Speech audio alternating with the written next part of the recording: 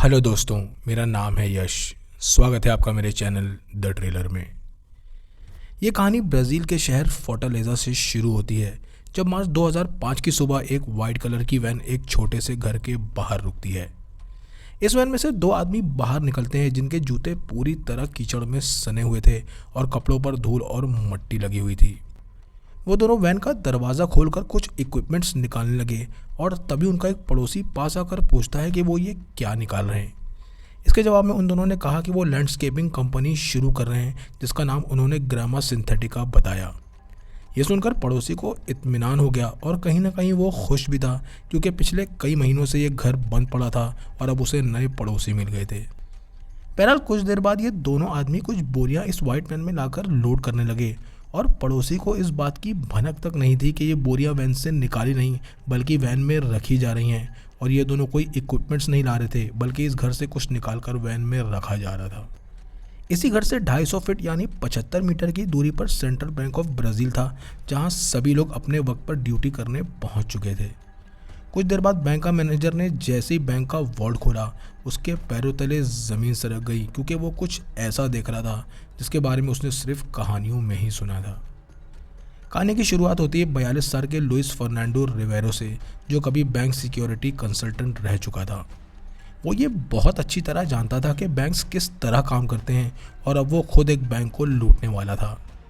ये घर लुइस ने ही रेंट पर लिया था, क्योंकि यहाँ से सेंट्रल बैंक ऑफ ब्राज़ील महज 75 मीटर की दूरी पर ही था और यहीं से जीनस चोरी की शुरुआत होने वाली थी। लुइस के प्लान के मुताबिक अगले 3 महीनों तक वो और उसकी टीम इस घर के अंदर से एक सुरंग की खुदाई करेंगे और इस सुरंग के जरिए सेंट्रल बैंक के वॉल्ट तक पहुंचेंगे।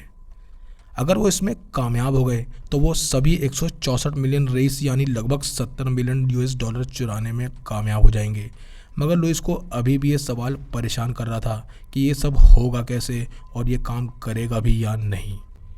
कई सारे सवाल लुइस को परेशान कर रहे थे कि अगर टनल धंस गई तो क्या होगा, और अगर कहीं उन्होंने गलती से किसी पाइप को डैमेज कर दिया तो वो सभी डूब जाएंगे, या फिर किसी पड़ोसी ने ये देख लिया कि बहुत सारे आदमी रात को घर से अंदर बाहर आते जाते हैं तो उनका खेल ख़त्म हो सकता है। खैर, वो ये जानता था कि वॉल्ट कहाँ है, और कोई भी ये उम्मीद नहीं करेगा कि ज़मीन के नीचे से 250 फीट लंबी सुरंग खोदी जा रही है बैंक लूटने के लिए, और आने वाले 3 महीनों बाद ब्राज़ील के इतिहास की सबसे बड़ी चोरी होने वाली है। बहरहाल वो और उसके साथी इस चोरी की प्लानिंग की शुरुआत कर देते हैं, मगर वो ये नहीं जानते थे कि हर गैंग का एक मेंबर कोई ना कोई गलती ज़रूर करता है, और इसी गलती की वजह से ब्राज़ील की सबसे बड़ी इन्वेस्टिगेशन की शुरुआत हुई। इस चोरी से 9 महीने पहले यानी सितंबर 2004 को लुइस साओ पोलो के एक बार में बैठा था। इस वक्त उसके साथ 4 और लोग थे और सभी वहाँ बैठकर बियर पी रहे थे और आपस में बातचीत कर रहे थे। देखने में ऐसा लग रहा था जैसे 4 दोस्त काफ़ी वक्त बाद मिले हों, मगर ये कोई नहीं जानता था कि वो एक चोरी की प्लानिंग कर रहे हैं। इन लोगों में एक इंजीनियर था जो पहले कंस्ट्रक्शन कंपनी में काम कर चुका था, और इसी वजह से वो टनल्स और मिट्टी के बारे में बहुत अच्छी तरह जानता था। दूसरा शख्स सेंट्रल बैंक का एम्प्लॉय रह चुका था, और वो बैंक की सिक्योरिटी, वॉल्ट की लोकेशन और गार्ड्स के स्केड्यूल के बारे में अच्छी तरह जानता था। तीसरा शख्स एक लॉक स्मिथ था जो सिक्योरिटी लॉक्स को खोलने में माहिर था, और चौथा था मनी लॉन्ड्रर जो ब्लैक मनी को एक जगह से दूसरी जगह पहुंचाने का काम करता था। अपना प्लान बताते हुए लुइस कहता है कि ज़्यादातर बैंक रॉबरीज टाइम की वजह से ही फेल होती हैं, और उन सबको पुलिस के आने से 1 घंटा पहले बैंक से निकल जाना होगा। पहला सवाल करते हुए इंजीनियर लुइस से पूछता है कि वो ये करेंगे कैसे, जिसके बाद लुइस टेबल पर एक मैप रख देता है। इस मैप पर वो उन सभी को सेंट्रल बैंक ऑफ ब्राज़ील दिखाता है, और फिर 250 फीट की दूरी पर वो घर दिखाता है जिसे वो लोग रेंट पर लेने वाले थे। अब इंजीनियर इस मैप को बहुत गौर से देखने लगा और अंदर ही अंदर वो घर और बैंक के बीच की दूरी कैलकुलेट करने लगा। वो पूरा हिसाब लगा रहा था कि इस ज़मीन के नीचे का स्ट्रक्चर कैसा है, मिट्टी खोदने लायक है या नहीं, और आखिरकार वो कहता है कि ये बहुत मुश्किल और ख़तरनाक है मगर नामुमकिन नहीं है। उन्हें ये सुरंग 250 फीट यानी 75 मीटर लंबी और 3 मीटर गहरी खोदनी थी, जिसमें उन्हें 3 से 4 महीने लगने वाले थे, और हर दिन लगभग 1 टन मिट्टी उन्हें सुरंग से निकालनी थी। ये सुनते ही लॉकस्मिथ पूछता है कि अलार्म सिस्टम्स का क्या होगा, जिसके जवाब में सेंट्रल बैंक का एम्प्लॉय कहता है कि कोई अलार्म एक्टिवेट ही नहीं होगा, क्योंकि सुरंग के जरिए वो सीधे बैंक के वॉल्ट में निकलेंगे। दूसरा सवाल करते हुए लॉकस्मिथ पूछता है कि वो वॉल्ट का दरवाज़ा कैसे खोलेंगे, क्योंकि इसमें टाइम लॉक लगा होगा, और तब लुइस के चेहरे पर एक मुस्कुराहट आ गई। वो लॉकस्मिथ से कहता है कि उन्हें वॉल्ट का दरवाज़ा खोलने की ज़रूरत ही नहीं पड़ेगी, क्योंकि वॉल्ट की ज़मीन कंक्रीट से बनी है और वो लोग सुरंग के नीचे से उसमें ड्रिल से होल करेंगे और अंदर घुस जाएंगे। अब उन सभी के बीच एक खामोशी छा गई और अब वो प्लान का रिस्क और इनाम के बारे में सोचने लगे। बहरहाल इंजीनियर कहता है कि वो इस प्लान का हिस्सा बनने को तो तैयार है, मगर उन्हें कम से कम 20 और लोगों की ज़रूरत पड़ेगी। इन लोगों को वो अलग अलग शिफ्ट में खुदाई करने, नज़र रखने और मिट्टी निकालने के लिए इस्तेमाल करेंगे और आने वाले 2 हफ्तों में लुइस ने पूरी टीम तैयार भी कर ली। कुल 25 लोग इस टीम में शामिल हुए, जिसमें सबके अलग अलग काम थे और सभी को बराबरी का हिस्सा देने का वादा किया गया था। हालांकि टीम तो तैयार हो चुकी थी, मगर वो ये नहीं जानते थे कि सिर्फ एक आदमी की गलती करने की देरी है और उनका पूरा प्लान चौपट हो सकता है। प्लान के मुताबिक फरवरी 2005 में लुइस घर रेंट पर लेता है, जिसमें 2 छोटे छोटे बेडरूम्स थे और एक गराज था। मकान मालिक ने लुइस से पूछा भी कि वो ये घर रेंट पर क्यों ले रहा है, जिसके जवाब में लुइस ने कहा कि वो लैंडस्केपिंग का बिजनेस शुरू कर रहा है और उसे अपने इक्विपमेंट्स रखने के लिए जगह चाहिए। बहरहाल 3 महीने का एडवांस लेकर लैंडलॉर्ड ने घर लुइस को दे दिया और अगले ही दिन लुइस और उसकी टीम ने अपने सभी सामान सेट करना शुरू कर दिया। उन्होंने सबसे पहले ग्रामा सिंथेटिका नाम का एक साइन बोर्ड बनाया, जिसके बाद एक वाइट वैन बाहर खड़ी की और सारे इक्विपमेंट्स गराज में सेट कर दिए। पड़ोसियों को देखने में ये एक बिजनेस की तरह लग रहा था, मगर इस घर के अंदर किसी और ही चीज़ की प्लानिंग चल रही थी। अपने प्लान की शुरुआत करते हुए सबसे पहले उन्होंने बेडरूम का फर्नीचर बाहर निकाला और फिर ज़मीन की टाइल्स निकालकर खुदाई शुरू कर दी। खुदाई करते अभी उन्हें थोड़ी ही देर हुई थी कि पहली मुसीबत उनके सामने आकर खड़ी हो गई, क्योंकि इस ज़मीन की मिट्टी उनकी उम्मीद से कई ज़्यादा हार्ड थी, जिसकी वजह से उनकी खुदाई काफ़ी स्लो हो गई। अब इंजीनियर लुइस से कहता है कि उन्हें और अच्छे इक्विपमेंट्स की ज़रूरत पड़ेगी, जिसमें ड्रिल मशीन्स और एडवांस कुल्हाड़ी उन्हें चाहिए होगी। लुइस इन सभी इक्विपमेंट्स का ऑर्डर कर देता है, क्योंकि वो कोई रिस्क नहीं लेना चाहता था और उनकी एक गलती से पूरी सुरंग ढह सकती थी। एक हफ्ता पूरा होते होते वो लोग लगभग 10 फीट यानी 3 मीटर गहरा खोद चुके थे, जिसके बाद उन्होंने लकड़ियां दीवार के सपोर्ट के लिए लगा दी। अब आता है इस प्लान का सबसे मुश्किल पार्ट, जिसमें उन्हें सीधी 250 फीट लंबी सुरंग खोदनी थी और इंजीनियर कंपास और मैप्स का इस्तेमाल करके सही दूरी मार्क करता है। उन्हें ये खुदाई नॉर्थ ईस्ट डायरेक्शन में करनी थी, जो सीधे बैंक की तरफ जा रहा था, और फिर उन्होंने सुरंग को खोदना शुरू कर दिया। उनके प्लान के मुताबिक एक बार में 2 लोग इस खुदाई को करेंगे और हर किसी की 4 घंटे की शिफ्ट होगी। जैसे जैसे वो आगे बढ़ते जा रहे थे, सुरंग के अंदर ऑक्सीजन कम होता जा रहा था और गर्मी भी बढ़ती जा रही थी। इन 2 लोगों में एक आदमी खुदाई करता और दूसरा निकलने वाली मिट्टी को बाल्टी में भरता जाता और फिर ये बाल्टी सुरंग के रास्ते ऊपर घर में भेज दी जाती। मिट्टी की बोरियां ऊपर पहुंचने के बाद 2 टीम मेंबर्स इन बोरियों को वैन में भरते और फिर ये वैन इन बोरियों को फोर्टालेजा की अलग अलग लोकेशंस पर डंप कर देती। कभी वो इन बोरियों को कंस्ट्रक्शन साइट्स पर फेंकते तो कभी जंगलों के पास, जिससे किसी का ध्यान उन पर नहीं गया। इस दौरान सिर्फ एक ही डर उन्हें सता रहा था कि कहीं ये सुरंग न ढह जाए, और इसीलिए हर थोड़ी दूर पर उन्होंने लकड़ियों का सपोर्ट लगा दिया था। ऑक्सीजन की कमी होने की वजह से अब उन्हें सांस लेने में बहुत परेशानी होने लगी और तब उन्होंने घर से लेकर सुरंग के अंदर तक पीवीसी पाइप्स भी बिछा दिए। इस पाइप के ऊपरी हिस्से के पास एक पंखा रखा गया, जो फ्रेश हवा सुरंग के अंदर पहुंचाने लगा और इससे उनकी परेशानी कुछ हद तक कम हो गई। मार्च खत्म होते होते वो लगभग 100 फीट तक खुदाई कर चुके थे और अब आधा रास्ता और बचा था जो उन्हें तय करना था। लगातार काम करने की वजह से सभी टीम मेंबर्स बहुत थके थके रहने लगे और ड्यूटी टाइमिंग्स और वर्क डिस्ट्रीब्यूशन को लेकर अक्सर उनके बीच बहस होने लगी। हर कोई यही चाहता था कि उसे कम से कम काम करना पड़े, और तब लुइस सभी को एक मीटिंग के लिए बुलाता है। इस मीटिंग में उसने सभी को याद दिलाया कि वो $70 मिलियन के लिए काम कर रहे हैं, जिसमें हर एक के हिस्से में $2.8 मिलियन आएंगे और उन सबकी ज़िंदगियाँ बदल जाएंगी। लुइस ने यह भी कहा कि इसके बाद उन्हें कभी काम नहीं करना पड़ेगा, और आखिरकार सभी टीम मेंबर्स फिर से जोश के साथ काम करने को तैयार हो गए। अप्रैल 2005 आते आते वो लोग 200 मीटर लंबी सुरंग खोद चुके थे और अब वो ज़्यादा दूर नहीं थे, मगर तभी एक मुसीबत ने उन्हें घेर लिया। खुदाई के दौरान कुल्हाड़ी एक वाटर पाइप लाइन से टकरा गई, जिसकी वजह से पूरी टनल में पानी बहने लगा और मिट्टी की जगह अब कीचड़ होने लगी। अब उन्हें जल्द से जल्द कोई फैसला लेना था, और तभी इंजीनियर उस पाइप से कुछ दूरी करके खुदाई शुरू करवाता है, जिससे रास्ता तो थोड़ा लंबा हो गया, मगर यहाँ वो सभी महफूज थे। इंजीनियर का ये पैतरा काम कर गया और वो सभी पाइप को पार करके आगे बढ़ गए। लगभग 200 फीट खोदने के बाद इस बार कुल्हाड़ी इलेक्ट्रिक केबल से टकरा गई और ये वो केबल लाइन थी जिससे पूरे शहर की बिजली सप्लाई होती थी। ये और भी ज़्यादा खतरनाक था क्योंकि अगर एक भी गलत वायर कट जाता तो आधा फोर्टालेज़ा अंधेरे में डूब जाता और इलेक्ट्रिसिटी सप्लाई कंपनी जब इसे इन्वेस्टिगेट करती तो उन्हें सुरंग मिल जाती और उनका पूरा खेल ख़त्म हो जाता। अब इंजीनियर इन सभी केबल्स को बहुत बारीकी से देखने लगा ताकि वो ये समझ सके कि कौन से वायर में करंट दौड़ रहा है और कौन से वायर को दोबारा टनल की दीवार पर लगाना है। बहरहाल वायर्स लगाने के बाद वो लोग आगे बढ़ गए और अप्रैल ख़त्म होते होते लगभग पूरी सुरंग खुद चुकी थी। 245 फीट खोदने के बाद अब उनके और बैंक के बीच सिर्फ 5 फीट का फासला बचा था और तब आया उनका सबसे बड़ा चैलेंज जो था सेंट्रल बैंक का बेसमेंट। ये बैंक एक कंक्रीट की ज़मीन के ऊपर था जो 4 फीट मोटी थी और इस ज़मीन के अंदर स्टील रॉड्स पड़ी हुई थी। अब उन्हें इस मोटी ज़मीन को बहुत सावधानी और खामोशी से ड्रिल करना था, जिसके लिए उन्होंने स्पेशल डायमंड ड्रिल्स मंगाई जो खासकर कंक्रीट की दीवार के लिए ही बनाई गई थी। हालांकि इस मशीन से ड्रिल करने में आवाज़ बहुत होती मगर उनके पास और कोई चारा नहीं था और इसीलिए अब वो वीकेंड्स पर ही ड्रिल करने का फैसला करते हैं जब बैंक की छुट्टी हो। सैटरडे 6 अगस्त की रात 11 बजे सभी गैंग मेंबर्स एक एक करके सुरंग में उतरना शुरू करते हैं क्योंकि आज की ही रात वो बैंक में घुसने वाले थे। सबको आखिरी बार समझाते हुए लुइस कहता है कि वो अपना काम बहुत चौकन्ना होकर करेंगे और अब किसी भी गलती की जगह नहीं है। 4 gang members drill machine, lights और बाल्टियां लेकर सुरंग में उतरे और फिर रेंगते हुए उन्होंने 250 फीट लंबी सुरंग पार की और कंक्रीट की दीवार तक पहुंच गए।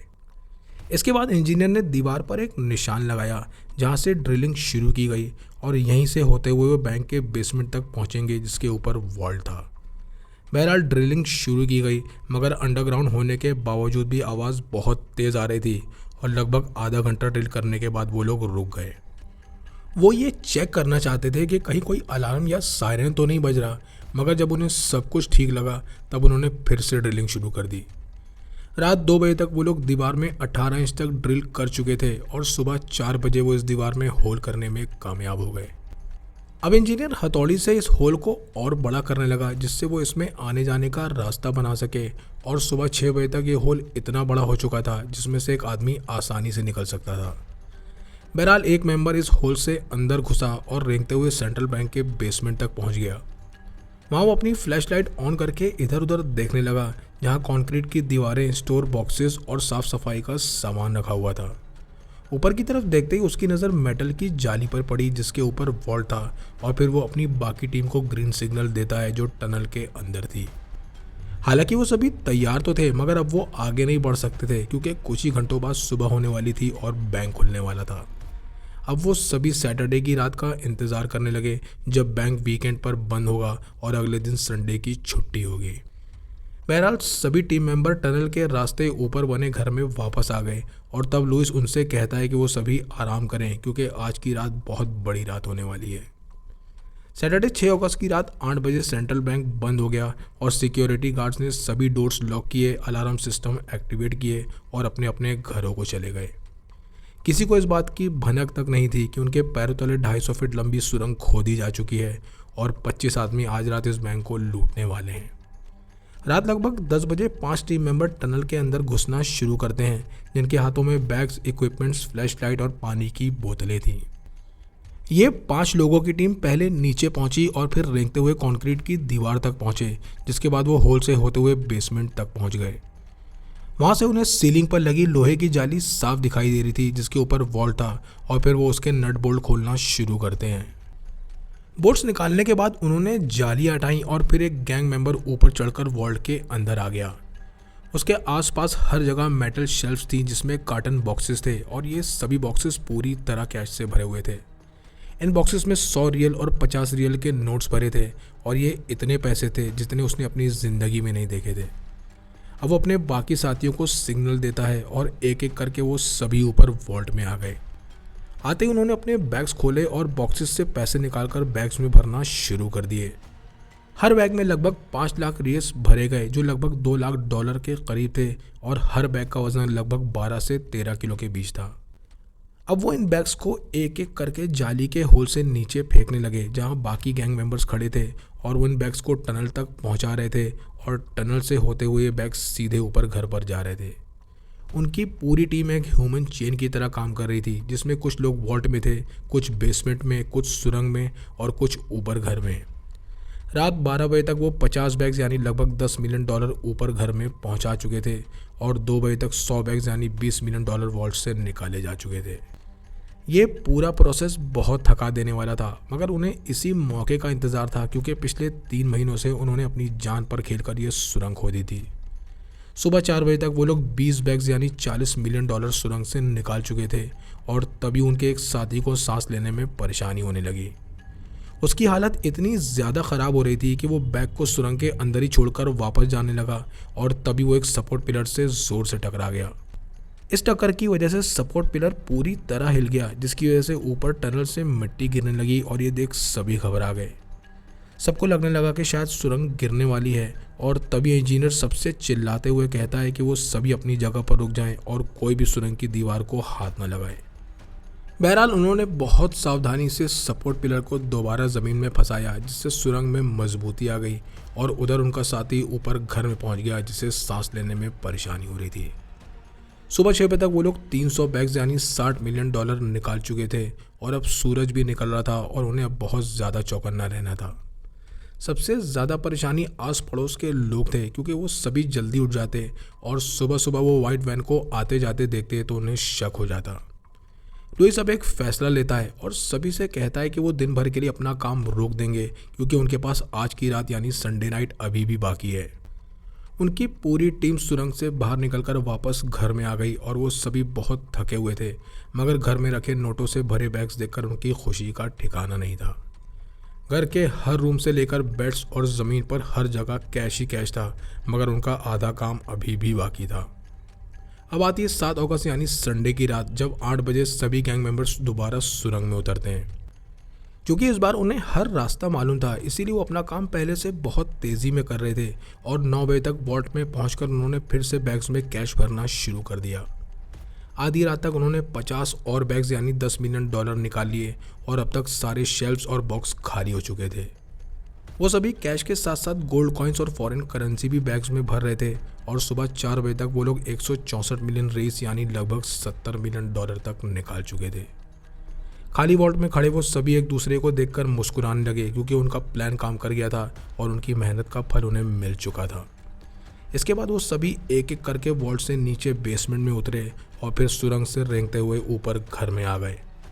वापस आते वक्त उन्होंने वॉल्ट की जाली बंद नहीं की, क्योंकि उन्हें इक्विपमेंट लेने और सबूत मिटाने के लिए वापस आना था और थोड़ी देर बाद जाकर उन्होंने अपने सारे इक्विपमेंट लिए और सुबह 6 बजे तक ये चोरी अपने अंजाम तक पहुंच चुकी थी। एक आखिरी मीटिंग करते हुए लुइस ने अपने सभी साथियों से कहता है कि वो सभी अपने अपने घरों को चले जाएं और बिल्कुल नॉर्मल रहें। ना तो वो इन पैसों को अभी खर्च करेंगे और ना ही पैसों का दिखावा करेंगे, जिससे किसी का भी ध्यान उन पर जाए। बहरहाल ये चोरी की रकम पूरी टीम में बराबर से बांट दी गई, जिसके बाद सभी लोग अलग अलग रास्तों पर निकल गए और सेंट्रल बैंक को ये भनक तक नहीं लगी कि वो लूटे जा चुके हैं।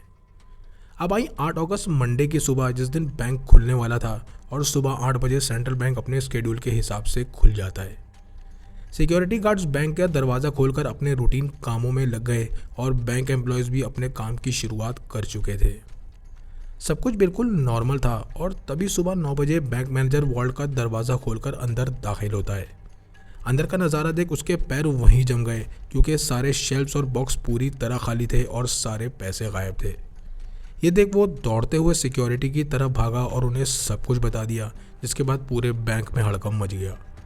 सभी गार्ड्स और एम्प्लॉयज़ दौड़ते हुए वॉल्ट की तरफ भागे और मैनेजर ने पुलिस को इस चोरी की खबर कर दी। महज कुछ ही देर में पुलिस मौके पर पहुंच गई और उन्होंने अपनी तहकीकात शुरू कर दी। पहले तो उन्हें कुछ भी समझ नहीं आ रहा था, क्योंकि ना तो कोई दरवाज़ा तोड़ा गया था और ना ही कोई अलार्म सिस्टम बजा था, मगर तभी एक सिक्योरिटी गार्ड की नज़र उस लोहे की जाली पर पड़ी जो वॉल्ट की ज़मीन पर थी। उसने जब इस जाली को छू कर देखा तो वो बाहर निकल गई और फिर उसने जैसे ही इसके नीचे झाँका, उसे सुरंग में जाने का रास्ता दिखाई दे गया। अब तक बैंक के बाहर फेडरल पुलिस के अलावा मिलिट्री पुलिस भी पहुंच चुकी थी और उनके कुछ ऑफिसर्स सुरंग के अंदर पहुंचे और रेंगते हुए आगे बढ़ने लगे। 250 फीट लंबी सुरंग पार करने के बाद वो लोग उस घर में निकले जो लुइस ने रेंट पर लिया था और ये घर पूरी तरह खाली पड़ा था। इसके बाद गैराज की तलाशी शुरू हुई जहां गार्डनिंग के कुछ इक्विपमेंट्स और उस लैंडस्केपिंग कंपनी का साइन बोर्ड था जो कभी एग्जिस्ट ही नहीं करती थी। अब पुलिस घर के चप्पे चप्पे को खंगालना शुरू करती है मगर वहां उन्हें कुछ भी नहीं मिला। इसके बाद वो पड़ोसियों से सवाल करते हुए पूछते हैं कि क्या उन्होंने इस घर में कुछ अजीब होते देखा था, जिसके जवाब में वो बताते हैं कि उन्होंने एक वाइट वैन में कई आदमियों को यहाँ आते जाते देखा था मगर कुछ भी शक करने जैसा नहीं था। एक पड़ोसी ने यह भी बताया कि वो अक्सर बहुत सारी मिट्टी यहाँ से निकालते थे और वाइट वैन ये मिट्टी लेकर यहाँ से चली जाती। अब तक पुलिस ये समझ गई कि यहाँ क्या हुआ है और उन्हें ये भी समझ आ गया कि चोरों का गैंग पिछले कई महीनों से सुरंग खोद रहा था और लोगों की नाक के नीचे से उन्होंने सारी मिट्टी बाहर निकाल दी।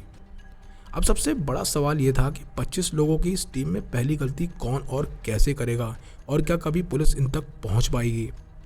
इस चोरी के 3 हफ्तों बाद एक शख्स होंडा के कार शोरूम में दाखिल होता है और एक नई होंडा सिविक कार को देखने लगता है। वहाँ खड़े सेल्समैन ने शख्स से पूछा भी कि वो कार की पेमेंट कैसे करेगा, जिसके जवाब में ये शख्स अपनी जेब से एक एनवेलप निकालता है जिसमें 45,000 रेस यानी $18,000 कैश था।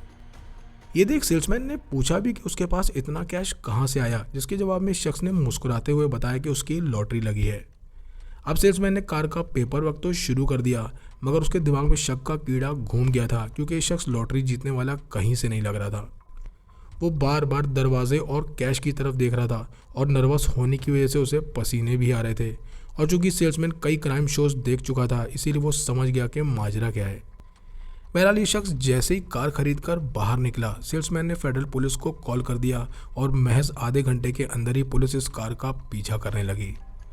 कुछ देर बाद ये कार एक घर के बाहर जाकर रुकी जहां वो अपने 2 और साथियों से मिला और इसी दौरान पुलिस ने वहां रेड मार दी। यहाँ पुलिस को बहुत सारा कैश मिला जिसमें 100 रियल के नोटों की गड्डियाँ थी और इन पर अभी भी सेंट्रल बैंक की सील लगी हुई थी। तीनों लोगों को गिरफ्तार करने के बाद उनसे पूछताछ शुरू हुई जिसमें पहले तो वो कुछ भी नहीं बता रहे थे और तब पुलिस उनके सामने एक डील रखती है। डील ये थी कि अगर वो सभी लोगों के नाम बता देंगे तो उनकी सज़ा को कम कर दिया जाएगा और तब तीनों में से एक सब कुछ बताने को तैयार हो गया। उसने इस चोरी में शामिल एक एक शख्स का नाम बताया और ये भी बताया कि उन्होंने इस चोरी को कैसे अंजाम दिया और इन सब का मास्टरमाइंड लुइस है। सितंबर आते आते पुलिस ने 8 लोगों को गिरफ्तार कर लिया मगर लुइस अब भी फरार था और पैसों का कुछ भी पता नहीं चला था। लुइस न्यूज़ चैनल्स पर यह सब कुछ देख रहा था और वो ये समझ गया कि अब वो कभी भी पकड़ा जा सकता है और इसीलिए वो ब्राज़ील छोड़ने का फैसला करता है। सितंबर 2005 में लुइस बॉर्डर क्रॉस करके पैराग्वे चला गया और इस वक्त उसके पास $2.8 मिलियन कैश था जो उसने कार की डिग्गी में छुपा रखा था। वो पैराग्वे के शहर सिउडाड डेल एस्टे में सेटल हो गया और ये वो शहर था जहाँ ब्राज़ील के ज़्यादातर क्रिमिनल्स छुपते थे। कई महीनों तक वो एक अपार्टमेंट में छुप कर रहा मगर फैमिली से दूर होने की वजह से वो बहुत अकेला महसूस करने लगा था। अब वो अक्सर ब्राज़ील में अपनी फैमिली और दोस्तों को कॉल करने लगा और यही उसकी सबसे बड़ी गलती साबित हुई।